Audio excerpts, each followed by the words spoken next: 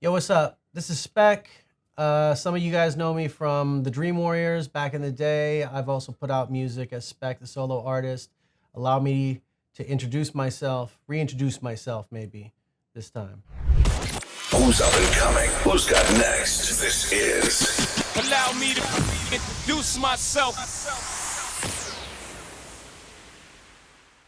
Yeah, so I started rapping when I was 14 in Montreal. Around that time, I met the guys in the Dream Warriors at an autograph session at the HMV downtown in Montreal. We exchanged numbers. I ended up going to their show, and we stayed in touch. And from the age of about 14 to 17, the guys in the Dream Warriors started producing my demos. So I was largely absent from school, dipping in buses to come to Toronto to record demos in Pickering for the most part. And that's how I got to know the guys. When they started working on their second album, they asked me to feature on a track, and then one track became two, became three, and then they said, do you want to join the group? And so I ended up joining the group. I was 17. I just come out of high school. Smell the coffee. Next time going, got to a club, got paid for fluent. I went knowing she would be there. Fix my hair, rhyme to a beat with a kick and a snare. So what prompted me leaving the Warriors to go to the UK was really just a combination of things. I had done a couple of albums with them. We had toured the world. And I had an inkling for creating some solo music. The music scene at that time, 97, in the UK was really, to me, was really the most exciting music scene in the world. You had everything from Radiohead to the trip hop scene and the Asian underground scene, the jungle, the drum and bass scene. It was just so innovative and unique and representative of a whole cross section of cultures that I was really keen on going out to the UK making some music. I got an offer to tour with us three just as I left the Dream Warriors, and it was a tour across Europe for 6 months. So it gave me a sort of golden ticket to get over across the seas and start working out there. And then of course on my downtime I started recording the demos that would end up being my solo album. But that's eventually how I got out to the UK and spent almost 10 years out there. Yeah, so I got offered a job in publishing by a company that gave me my first job and when I was living in London. I did that job for about 18 months and I became sort of curious as to how music was functioning in markets like Asia and Africa and the Middle East. And so I convinced my bosses to allow me to go out there and sort of explore these markets just out of curiosity, and I stumbled onto Dubai. I probably went there the first time in 2004, and the copyright law was written in the country in 2002. So everything was brand new. It was exciting, and it felt like there was an opportunity to be the first person to help develop a music industry and ecosystem out there. I had lived my life at that point as an artist on the go in a suitcase, and so it didn't seem like that far of a stretch to go out to the Middle East and try something new. So it was an experiment, but it worked out, a couple of decades later. Yeah, I created PopArabia in 2011, so a few years after I moved to Dubai. We set up PopArabia in partnership with the Abu Dhabi government, which is, they have an initiative called 2454. So they invested in PopArabia, and I had basically pitched them the idea of setting up a music company that would represent the publishing industry in the Middle East, North Africa. They loved it.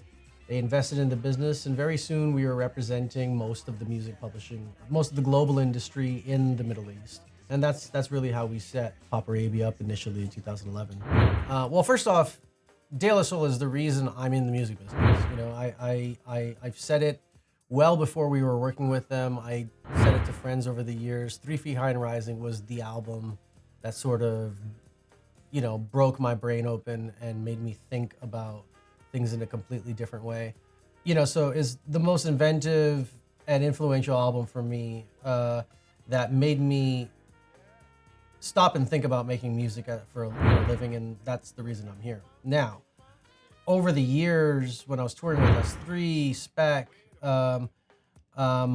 I got to know the guys in De La because we ended up playing gigs together. In us three, we toured with Jungle Brothers. We played with De La. So I got to know the guys over the years, which was a complete treat for me because I'm such a fan. But we've been friends for a number of years. So it was really tough when they were going through their whole thing with Tommy Boy, where they were in a dispute with them. They couldn't get the albums released digitally.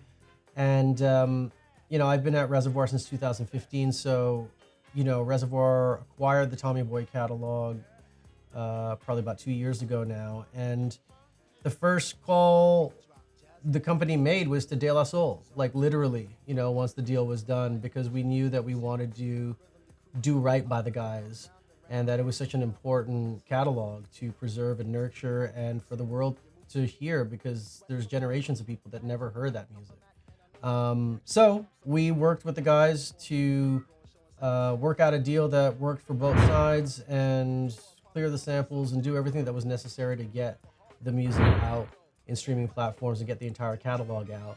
And I was super excited to be there March 3rd last year when that happened at the show. Native Tongues were there, Latifah was there, Busta was there. It was an amazing night of golden era hip hop. What I do ain't make believe. People say I sit and try, but when it comes to being De La, it's just me, myself, and I. Yeah, it sounds like you would think it's a lot more interesting than it actually is, but what happened was I was in high school and I started rapping with a buddy of mine, and I was MC Hussein Yusuf, and he was like, "Yo, that's so whack, yo." So he was just like, "Yo, I'm gonna come up with a name for you, right?" So he came up with a list of names, and one of them at the bottom of the list was Spek, but it was spelled S-P-E-C-K, and I was like, I kind of like that, but spell it with the K.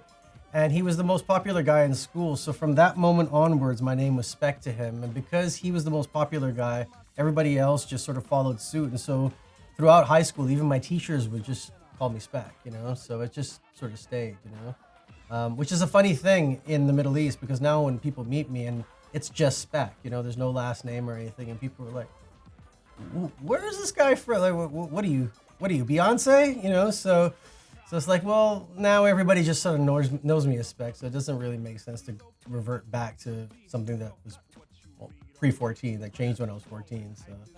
Looked at her watch and she checked the time. I said, I'm old school, you're more new. My boyfriend Imran has got a big shoe, and he just might kick you with it, so just forget it.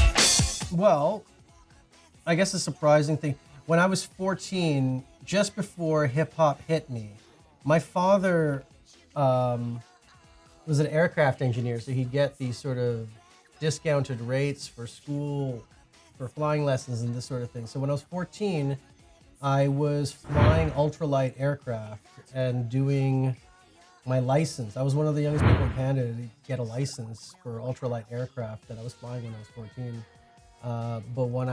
So I thought I was going to be a pilot.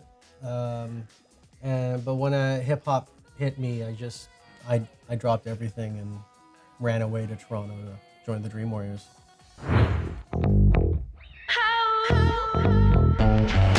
M by Taylor with a bad sense of humor, torn by the diaspora of what's there. Hey, what's up? This is Spek. Be on the lookout for my new record called Voodoo Kid. It's a mix of hip hop and all kinds of influences from around the world. I hope you dig it. If you're ever looking out for what's popping in the Middle East, look out PopArabia.com. That's the company that I have out there that's signing and developing a music industry in the Middle East. Hey, and just look out for a new record that I'm working on right now with Kenny Starr. That EP is going to be called Life Goes On. That'll be dropping really soon as well. So yeah, this is Spek, and I've just reintroduced myself.